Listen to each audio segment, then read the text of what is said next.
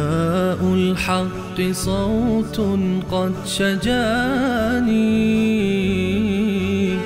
وبلغني الحقيقة والأماني وكان لي السبيل إلى المعالي ونورا للهداية والبيان.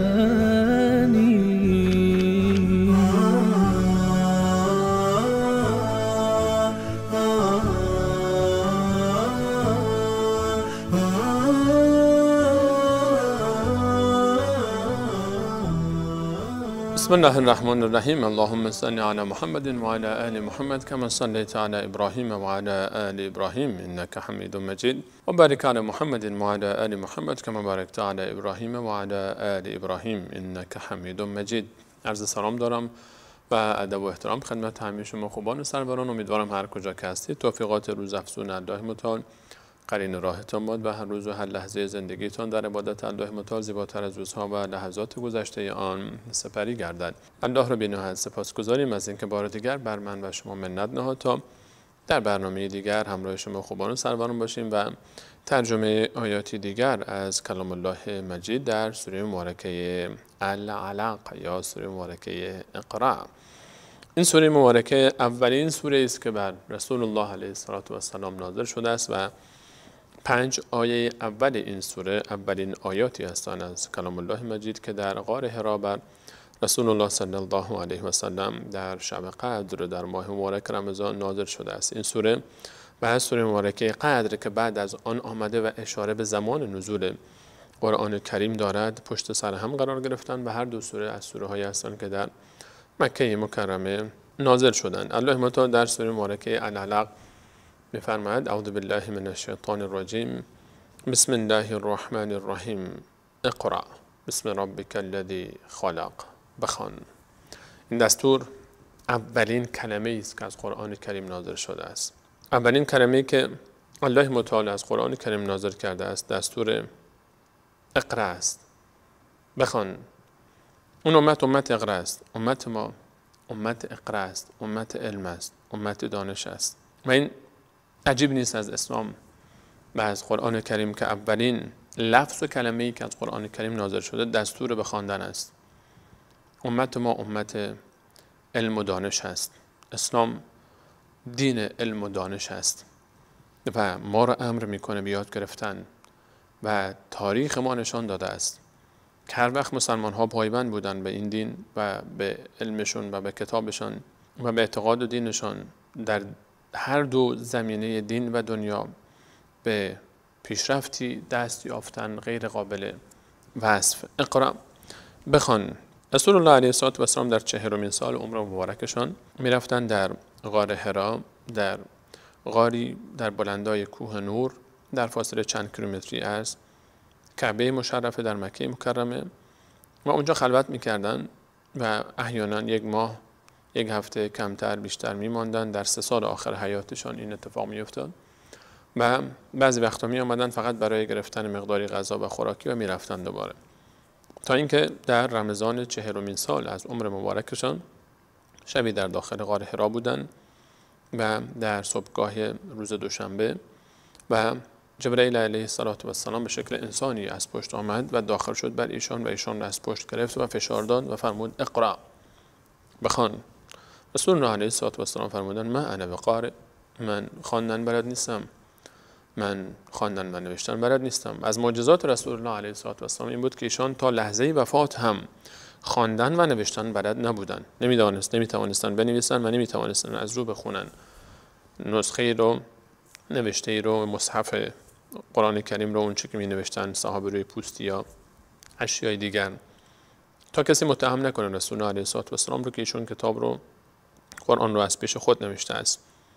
و برای رسول الله علیه السلام یادگیری علم از طریق وحی بود. الله متعال هر آنچه که ایشون نیاز داشت بهشون الهام میکرد. نیازی به خواندن و نوشتن نداشتن و ما امروز نیاز به خواندن و نوشتن داریم، به خاطر اینکه از راههای از اسباب آموزش علم است برای ما، اما عزیزانی که نابینا هستند نمیتوانند ببینند و بخوانند و بنویسند، اما میبینیم که دانشمندانی هستند در علم‌های مختلف از راه شنیدن یاد گرفتن. خواندن و نوشتن یکی از راه‌های یادگیری است که برای رسول الله علیه السلام به خاطر اینکه معجزه باشد قرآن کریم این اتفاق افتاد که نمیدانستند خواندن و نوشتن رو. رسول الله علیه السلام فرمودند من نمیتوانم بخوانم و انا بقارئ. دوباره ایشون رو جبرئیل امین فشار داد و فرمود اقرأ، بخوان. فرمود من انا بقارئ، من نمیتوانم بخوانم. بار سوم رسول الله علیه السلام میفهمند که چنان من رو محکم فشار داد که گفتم این دفعه اگر بگم باز هم نمیتوانم بخوانم شاید استخوان سینه من بشکنه و فرمودند که چی بخوانم و اینجا شد که این آیات نازل شد اقرأ، بخوان، بسم ربک الذی خلق، بخوان ای مخاطب قرآن، بخوان ای پیامبر، بخوان ای پیرو و پیامبر به نام پروردگارت. هر خواندنی به درد انسان نمیخوره. خواندنی باید باشه که انسان رو بر الله متعال برساند، علمی که انسان رو بر الله متعال وصل بکنه. اقرأ بسم ربک الذی خلق، بخوان به نام اون ربی که تو را خلق کرده است. یعنی اینکه هدف تو از خواندن دست یافتن به رضایت الله متعال است، شناخت الله متعال است، کمک به مخلوقات الله متعال است. یک هدفی در زندگی باید داشته باشی و اون هدف خالق توست که تو رو خلق کرده و در ورای هر نوشته‌ای، هر صفحه‌ای، هر کتابی که ورق میزنی باید به دنبال کسب رضایت الله متعال باشی و خدمت به خلق الله متعال. خلق الانسان من علق، همون ذاتی که خلق کرد انسان‌ها رو از علق.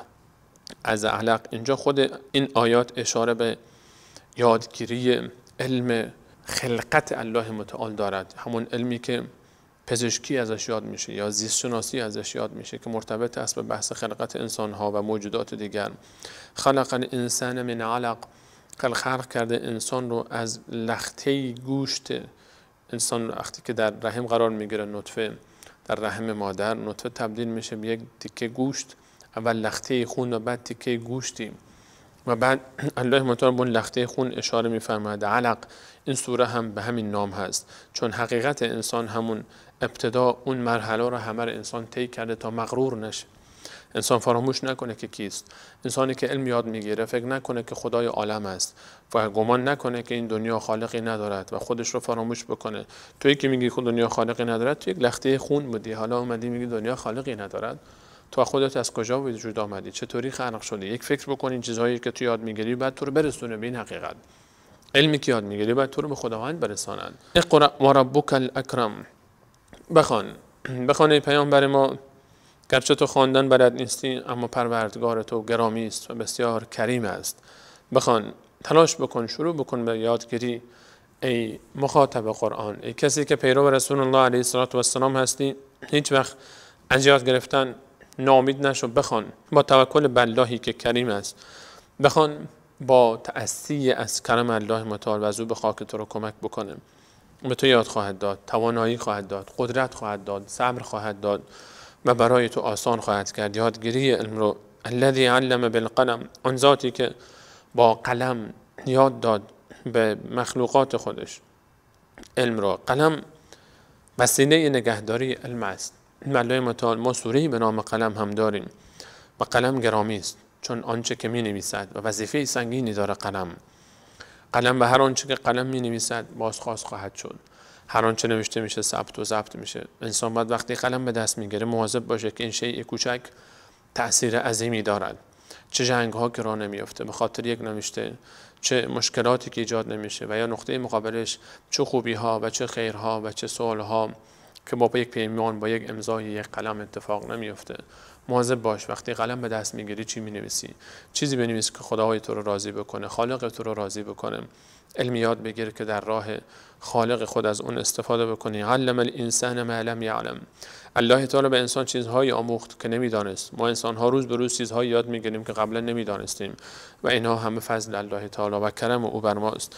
کلا ان الانسان لا یطغى، هرگز این گونه نیست که شما گمان میبرید که حساب و کتابی نباشد، آفرینش دوباره‌ای نباشد، خالقی نداشته با آسمان ها و زمین. این گونه نیست. پرهیز کنید از اینکه علمی که یاد میگیرید شما رو به این سمت بکشاند. مواظب باشید مغرور نشید. انسان وقتی که ان الانسان لا یطغى، انسان طغیان میکند. الرآه استغنى، وقتی که خود رو بی نیاز میبینه. این گونه نشه که مواظب باش.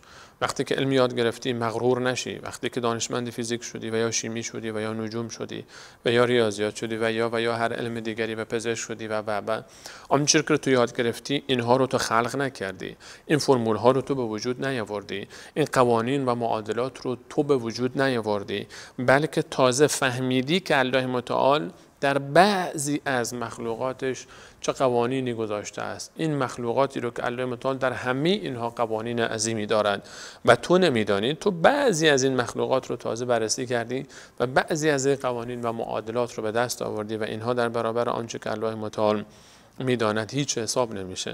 حالا تو نشه که فکر بکنین چون 4 تا قانون و معادله یاد گرفتی میتونی که بیای و با این قانون ها و معادلات خودت خالق خودت رو بسنجی و خالق خودت رو فراموش بکنی. اینها رو تو به وجود نیاوردی، اینها رو خداوند قرار داد. این قانون رو، این قانون ها و معادلات و حساب کتاب هایی رو که وجود داره، این نظم و شگفتی هایی که وجود داره در همه علوم مختلف، اینها رو الله خالق اینهاست. الله اینها رو به وجود آورده. الله اینها رو قرار داده. تو تازه یک چیزهایی رو فهمیدی. ان الانسان لا یطغى ان رآه استغنى. انسان طغیان میکنه وقتی خود رو بی نیاز میبینه، وقتی فکر میکنه ثروت زیادی داره نیازی به کسی نداره، وقتی میکنه سلامتی داره و جوانی داره و شادابی داره و قدرت داره نیاز به کسی نداره، وقتی فکر میکنه که علم داره و توانایی داره و زیرکی داره و هوش و ذکاوت داره و نیاز به کسی نداره. انما اوتیته علی علم عندی. مثل قارون صدا به گلو میاندازه و به حنجره و بالا میاره صدای خودش رو فریاد میزنه، من به خاطر علم و هنر خودم اینها رو به دست آوردم، من نیاز به کسی ندارم. مواظب باش. ان الانسان لا یطغى ان رآه استغنى. انسان طغیان میکنه وقتی خود رو بی نیاز میبینه. یکی از اسباب گمراهی و ضلالت و طغیان این است که انسان خود رو بی نیاز میبینه. انسان فکر میکنه نیاز نداره به الله متعال، نیاز نداره به کسی دیگری، نیاز نداره به راهنمایی، نیاز نداره به دین، نیاز نداره به اینکه اعتقاد به خدا داشته باشه. کلا ان الانسان لا یطغى ان رآه استغنى. خود رو بی نیاز میداند. ان الی ربک الرجع. باز میگردی به پیش پروردگارت، همونی که تو رو از اون لخته خون آفرید. دوباره باز میگردی پیش الله متعال. مواظب باش، مغرور نشو. میمیری دوباره میری داخل قبر و در اون کفن تو نه مدرک تحصیلی رو تو رو با تو میبرن، نه ثروت تو رو با تو میبرن، نه کارت بانکی تو رو با تو میبرن، نه سویچ ماشین ها و ویله ها و خانه های تو رو با تو میگذارن ببرن. هیچ کدام از اینها رو با خود نمیبری. کفن تو جیب ندارد اگر کفنی نصیبت بشه. ولقد جئتمونا فرادا كما خلقناكم اول مره. و همونطوری که تنها از شکم مادر لخت و عریان آمدی، همان گونه تنها در شکم مادر اصلی که زمین است لخت و عریان با کفنی که دورت پوشاندن برمیگردی. در این دنیا فقط آنچه را که کسب کردی و فرستادی پیش خودت در آن دنیا و عبادت کردی با خود میبری، نه آنچه که در این دنیا از مال دنیا کسب کردی. هر آنچه که به این دنیا و این دنیا ربط داره، مال دنیا، جمال دنیا، ثروت دنیا، همه رو میگذاری. آنچه رو که برای آن دنیا پیش فرستادی اونها رو فرستادی، میری و اونها رو روبرو خواهی شد. ملاقات خواهی کرد با آنچه که پیش فرستادی. آنچه که پیش فرستادی اونها رو ملاقات خواهی کرد. مواظب باشین. الی ربک الرجع. ارأیت الذی ینهی عبدا اذا صلى.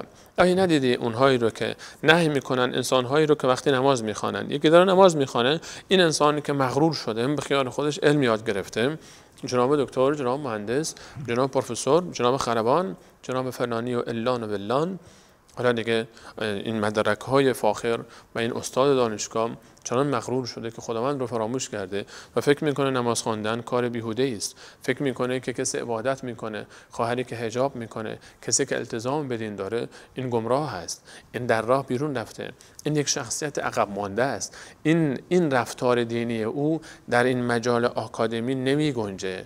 این شخصیت یک شخصیت عقب مانده است.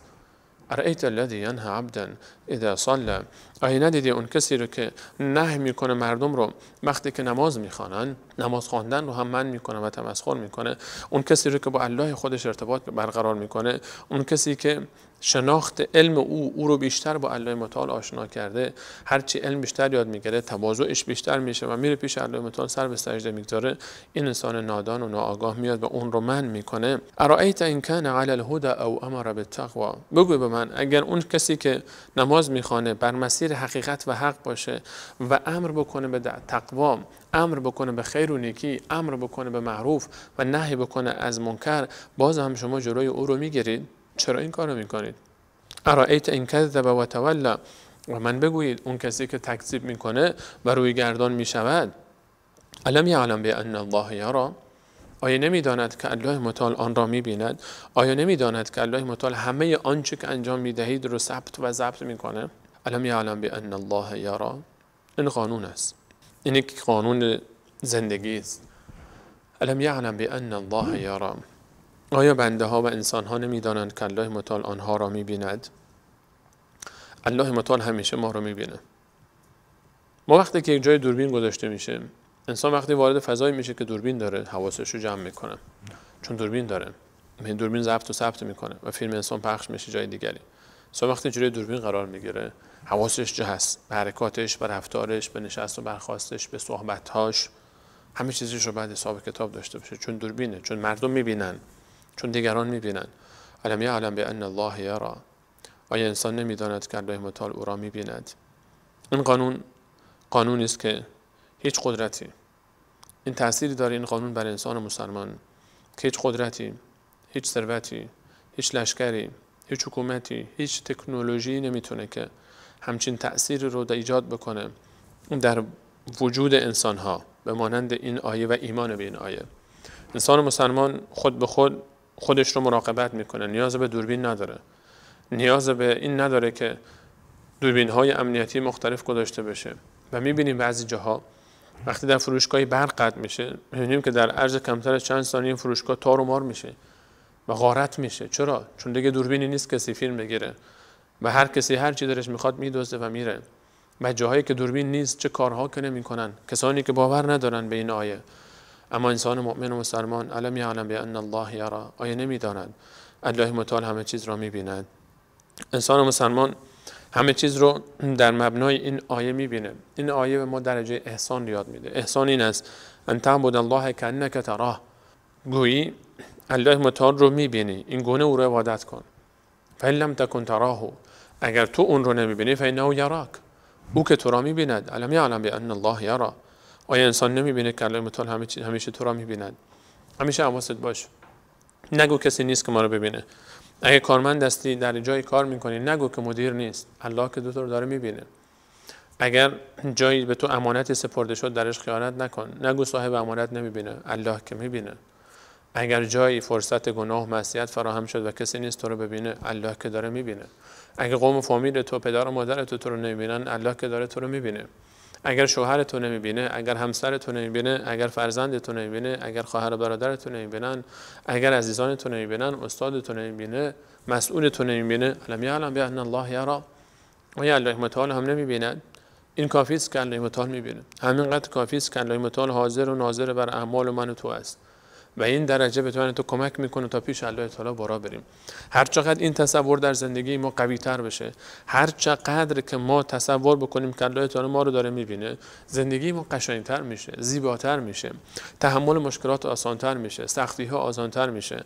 اگر در سختی ها و گرسنگی ها و مشکلات و مصیبت ها و آزمایش های سخت زندگی قرار گرفتی، الم یعلم بان الله یرا، ای نمیدونی که الله تعالی داره تو رو میبینه؟ الله تعالی حال تو رو خبر داره. توی مظلوم، توی مسکین، توی فقیر، توی که حق نادیده گرفته شده، توی که به تو توهین شده، توی که حقت خورده شده، الم یعلم بان الله یرا، الله تعالی داره میبینه. توی که داری ظلم میکنی، توی که داری حق مظلوم رو میخوری، توی که داری به دیگران بی احترامی میکنی، توهین میکنی، بی ادبی میکنی، میزنی، گستاخی میکنی، ظلم و ستم میکنی و فکر میکنی کسی نیست که ببینه، الم یعلم بان الله یرا، آیا نمیدونی که الله تعالی داره میبینه؟ در گوشه زندان ها ظلم هایی که میشه، آیا الله متعال نمیبینه؟ در گوشه شکنجهگاه ها همه اینها را الله متعال میبیند، همه اینها را الله متعال میبیند. نگران نباش. الم یعلم بان الله یرا، کلا، هرگز نگونه نیست که اینا فکر بکنن که حساب کتاب نیست. الله متعال همه چیز رو میبینه، ثبت و ضبط میکنه. الله میبینه، کرام الکاتبین مینویسن، یعلمون ما تفعلون، میدانن هر آنچه که شما انجام میدهید و دست و پا و تمام وجود و حتی پوست انسان ها روز قیامت بر علیه شهادت میدن. چطور انسان میتونه فرار بکنه دست اعمال خودش؟ همه انسان ها بلا استثناء، چه ظالم و چه مظلوم، همه هر آنچه که بر آنها رفته در روز قیامت، همه شاهد و مشهود حاضرند و همه حساب کتابی خواهند داشت در دادگاه عدل الهی. کلا لئن لم ینتهی، اگر این انسان های ناسپاس ظالم دست بر ندارن، از آن کاری که میکنن، از منع کردن دیگران به عبادت الله متعال، از منع کردن دیگران از این دست بر ندارن، از اذیت دیگران در راه دین، از آزار و شکنجه مسلمانان اگر دست بر ندارن، از منع کردن نمازخوانان اگر دست بر ندارن، لنسفعن بالناصیه، با شدت پیشانی اونها رو میگیرم من الله با عظمت و اونها رو به دوزخ میاندازم. ناصیه کاذبه خاطئه، این پیشانی دروغگوی خطاکار رو، پیشانی دروغگوی خطاکار. الله متعال در اولین سوره‌ای که در قرآن کریم نازل شده و دعوت به علم میکنه و خواندن میکنه، از حقیقت علمی پرده برمیداره که اخیراً انسان ها بعد از 1400 سال تازه فهمیدن چرا الله متعال فرمود پیشانی دروغگوی خطاکار. چون تحقیقات علمی نوین برای ما ثابت کرده، دانشمندان تازه به این نتیجه رسیدن که وقتی انسان دروغ میگه و وقتی انسان کار خطایی رو انجام میده، اون قسمتی از مغز که مسئول این کار است، دروغ انسان و خطای انسان دقیقاً قسمت جلوی پیشانی مغز است. قسمت جلوی مغز و دقیقاً پشت پیشانی قرار میگیره. زیر استخوان پیشانی اون پشت قسمتی از مغز است که مسئول دروغ گفتن انسانه. در عکس هایی که گرفته شده از مغز انسان در حال دروغ گفتن و در حال انجام کارهای خطا، اونجا میبینید این قسمت واکنش نشان بده. دقیقاً پیشانیه که پشت این استخوان پیشانیه که دروغ اینجا در ذهن آماده میشه و آمادگی گرفته میشه براش و ذهن دستورش از اونجا صادر میشه. پشت پیشانی 1400 سال پیش در اولین سوره‌ای که الله متعال دعوت به علم کرد برای ما اشاره کرد به این حقیقت علمی تا نشان بده که این دین دین علم است، دین تکنولوژی است، دین پیشرفت است، دین فهم است، دین درک است، دین حقیقت است، حقیقتی که تو رو به الله متعال برسانند. الله متعال فرمود لئن لم ينته لنسفعا بالناصیه ناصیه کاذبه خاطئه. این پیشانی دروغگوی خطاکار رو، دروغی که میگه، خطایی که میکنه در این پیشانی است و این پیشانی او رو من الله با عظمت میگیرم، فلیدع نادیه، و به دوزخ میاندازم. پس اون وقت صدا بکنه. این آیه در ابتدا درباره ابوجهل نازل شد که رسول الله علیه السلام رو از نماز خواندن منع میکرد و درباره هر کسی است که منع بکنه مردم رو از نماز خواندن. این حکم درباره کسانی است که انسان رو از نماز خواندن منع میکنن. وای به حال اون کسی که مسلمانان و نمازخوانان را میکشد. این کسی که منع میکنه این بلا سرش در میاد و به دوزخ خواهد افتاد. اون کسی که نمازخوانان و نمازگزاران را میکشه و عذاب میکنه، چه برای سر اون را خواهد آمد. کلا لئن لم ینته لنسفعا بالناصیه ناصیه کاذبه خاطئه فلیدع نادیه. پس اون نادی خودش رو و افراد خودش رو و جماعت خودش رو صدا بکنه و فریاد بزنه. سندع الزبانیه، منم در روز قیامت ندا خواهم کرد نگهبانان دوزخ رو، اونهایی که لا یعصون الله ما امرهم و یفعلون ما یأمرون، غلیظ شداد، تند و خیلی سفت و سخت هستند و دستور الله متعال رو انجام میدن و هرگز در اطاعت از دستورات الله متعال نافرمانی نمیکنن دستورات او رو. اینها رو الله متعال میفرماید کسی که فکر میکنه روز قیامت میتونه حریف من بشه، نیروهای خودش رو، لشکر خودش رو، سپاه خودش رو، اسکورت‌های خودش رو، بادیگاردهای خودش رو و هر آن چیزی رو که از در این دنیا به اونها مینازید، باشه اونها رو صدا بکنه تا من ببینم چگونه اینها جلوی دوزخ رفتن او رو میگیرن. و انسان هرگز این موفق نخواهد شد که جلوی دوزخ رفتن خودش رو بگیره، چون در قبر تک و تنها میره و از قبر تک و تنها خارج خواهد شد و هیچ کسی به درد انسان نخواهد خورد. کلا لا تطیعه، از همچین انسانی هرگز پیروی نکن. لا تطیعه، هرگز پیروی نکن از همچین انسانی، هرگز دنبال همچین انسانی نرو. لا تطیعه واسجد واقترب، سجده بکن و نزدیک شو به پیش الله متعال. واسجد واقترب، سجده بکن و نزدیک شو به پیش الله متعال. در زندگی به دنبال انسان‌های نامرد، نادان، کسانی که اهل دین نیستن، به کسانی که اهل تقوا نیستن اعتماد نکن. با اینها هم نشین نشو، از اونها اطاعت نکن. واصبر نفسک مع الذین یدعون ربهم بالغداة والعشی، با کسانی بنشین و اونجا همراه اونها باش که صبحگاه و شامگاه پروردگارشون رو عبادت میکنن. ولا تطع من اغفلنا قلبه عن ذکرنا واتبع هواه، و اون کسی رو که قلب اون رو از ذکر من غافل ساختیم اونها رو پیروی نکن. کسی که قلبش از ذکر من الله و تعالی غافل است با اون همراه نشو، از اون اطاعت نکن. اون کسی که اهل افراط در انجام گناهان به افراط انجام میده، گناهان رو معصیت میکنه. با بدان ننشین، با همنشین تو به باید تا تو را عقل و دین بیفزاید. همنشین تو خیلی مهم است. لا تطعه واسجد واقترب، سجده کن و نزدیک شو. اگر میخوای به الله متعال نزدیک بشی راهش اینجاست. الله متعال میفرماید هر کسی میخواد به من نزدیک بشه سجده راهش است. راه نزدیک شدن به من در سجده است. اگر میخوای به الله متعال در بالای عرش او برسی، فاصله تو تا الله متعال به اندازه 1 متر خم شدن تو تا سجده است. فاصله پیشانی تو، این پیشانی رو نباید بگذاری دروغ بگه، نباید بگذاری این پیشانی خطا بکنه. این پیشانی رو باید به سجده بگذاری و در سجده با زمین نجوا کن. الله متعال در بالای عرش صدا و نجوای تو را خواهد شنید. راه نزدیکی به الله متعال واسجد واقترب. هر کسی که به دنبال پاسخ این سوال است چطور به الله متعال نزدیک بشم، چطور به الله متعال نزدیک بشم، در اولین سوره قرآن کریم الله متعال در آخرین لفظ این سوره فرمود واسجد واقترب. در 2 کلمه خلاصه کرد سجده کن، به الله متعال نزدیک شو. هر کسی به دنبال نزدیکی، تقرب و ارتباط با الله متعال است در سجده کردن. سجده بهترین مکان برای عبادت الله متعال است. نزدیک ترین مکان بین بنده و عبد و بین الله متعال که رب اوست در سجده است. سجده کن تا به الله متعال نزدیک بشی. هر مشکلی داری، هر سختی داری، هر غم و غصه‌ای داری، در سجده ها مطرح بکن که نزدیکترین حالت تو با الله متعال است. در دل شب وقتی انسان آرام میگیره به سجده بیفت، به سر به سجده بگذار و با الله متعال نجوا کن که نزدیکترین حالت تو با الله متعال است. سر به زمین میگذاری و به آسمان ها پرواز میکنی. الله متعال این سجده رو اونقدر دوست داره که میفهمد نزدیک شدن به من در سجده هاست.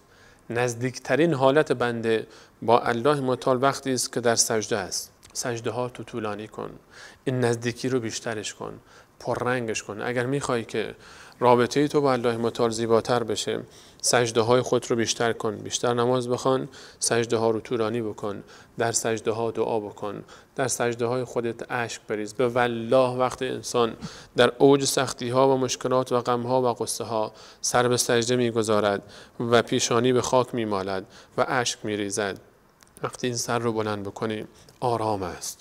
دیگه این مشکلات و سختی ها رو فراموش میکنی، دیگه اون غم و غصه ها رو فراموش میکنی، دل میسپاری به اللهی که خالق همه چیز است. الیس الله بکاف عبده، آیا الله متعال بر بندش کافی نیست؟ و من یتوکل علی الله فهو حسبه، هر کسی بر الله متعال توکل کنند الله متعال برای او کافی است. سجده ها رو دریاب، سجده های خودت رو طولانی بکن، با سجده تجدید رابطه بکن، معنای سجده رو بفهم و لذت ببر از سجده های خودت تا نزدیک بشی به الله متعال.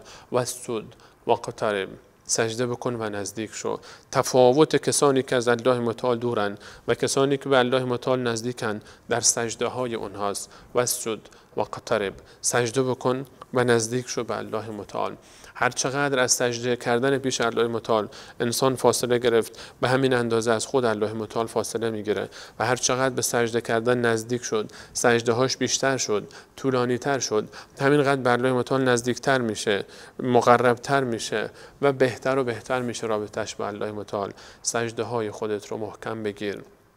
چرا در سجده انقدر عجله میکنی؟ چرا نوک میزنی بلند میشی؟ اونجا محل نزدیک شدن است، اونجا محل لذت بردن است، اونجا محل نجوا کردن است، اونجا محل تقرب با الله متعال است، اونجا محل درد دل کردن با الله متعال است. لذت ببر از ارتباط با الله لطیف غفور رحیم رحمان کریم، این ذاتی که ما رو به سجده کردن فرا میخواند تا در سجده او رو عبادت بکنیم. واسجد واقترب. در پایان سوره مبارکه اقرا الله متعال فرمود واسجد واقترب. در سوره که ابتدای او فرموده بود اقرا بسم ربک الذی خلق، ابتدا و انتهای سوره من و شما میفهماند. خواندنی به درد تو میخورد. اقرأ بسم ربک الذی خلق، بخوان به نام پروردگاری که تو را خلق کرده. هر خواندنی به درد انسانیت نمیخوره. اون دانشمندی که سلاح میسازه برای کشتار انسانها، اون خلبانی که بمب میاندازه بر سر مساکن بیگناه، انسانهای بیگناه، خانواده‌های بیگناه، اطفال، زنان، پیرمردها و پیرزنها، اون پزشکی که وسیله پزشکی خودش رو، علم پزشکی خودش رو در راه سوء استفاده از بیمار خودش استفاده میکنه برای گرفتن مال بیمار، برای به دست آوردن جمال و زیبایی بیمار و سوء استفاده از آن.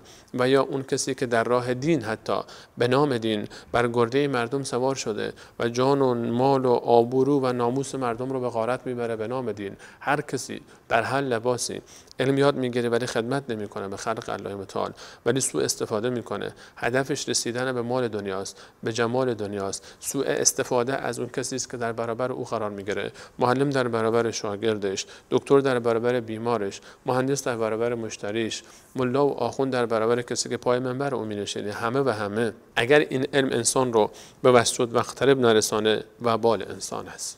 علمی خوب است بخوان، علمی که انسان هدف این علم کجا باید باشه، پایان این علم به کجا باید برسه، پایان این خواندن باید به وسجد و اقترب برسه. اقرأ واسجد واقترب، بخوان حرف اول سوره، آخر سوره میفهمد واسجد واقترب. هدف تو از خواندن این است که به درجه‌ای تو رو این علم برسانه که به سجده بیفتی پیش الله متعال و قرب پیدا بکنی پیش الله متعال. اگر این کارو نکردی اون موقع میشه پیشانی که به زمین مالیده نشود، پیشانی که به زمین مالیده نشود و در سجده های طولانی نماند. این پیشانی ناصیت کاذبت خاطئه، این پیشانی خطاکار دروغگویی است و این را الله متعال میفرماید نسمع بالناصیه، این رو من میاندازم این پیشانی رو به دوزخ. پیشانی که به خاک مالیده نشود در سجده، این پیشانی مستحق عذاب است. علمی که انسان رو به سجده نیندازد این علم نیست، این هنر نیست، این نعمت نیست، این عذاب است و این وبال است. و این علم اون علمی نیست که الله متعال از ما میخواد. علم تو باید بسم ربک الذی خلق، به نام پروردگاری باشه که تو رو خلق کرده و تو رو به سجده بندازه در پیش الله متعال و تو رو به عبادت الله متعال مشغول کنه و تو رو نزدیک بکنه به الله متعال. اون علمی که در این سر جا گرفت اون موقع این ارزش پیدا میکنه. این مغزی که پیشانی رو به خاک بمالد اون پیش الله متعال ارزش پیدا میکنه و لذت پیدا میکنه و قرب پیدا میکنه. اما اون ناصیت کاذبت خاطئه، پیشانی دروغگوی خطاکار، جای او دوزخ است. و علمی که انسان رو به سجده نیندازد این علم اون چیزی نیست که قرآن از انسان طلب می کند و الله از انسان طلب می کند و به درد انسانیت هم نخواهد خورد. چون ان الانسان لا یطغی ان رآه استغنی، انسان اگر همچین علمی به دستش آمد و افساری نداشت او رو مهار بکنه، الم یعلم بان الله یری رو باور نداشت، این انسان طغیان میکنه و تمام دوربری ها رو فدا میکنه برای به دست آوردن اهداف خودش. امیدوارم الله متعال من و شما رو فهم صحیح این آیات و عمل به آن رو هدایت بفرماید تا از اولین سوره‌ای که در قرآن کریم نازل شده آن درسایی رو که باید بگیریم و به این معنا برسیم بس شد واقترب. تا برنامه بعد همه شما عزیزان رو به الله متعال میسپارم. الله یار و نگهدارتون. السلام علیکم و رحمت الله و برکاته.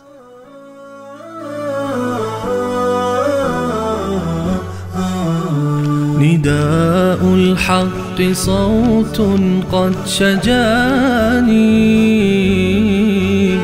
وبلغني الحقيقة والأماني وكان لي السبيل إلى المعاني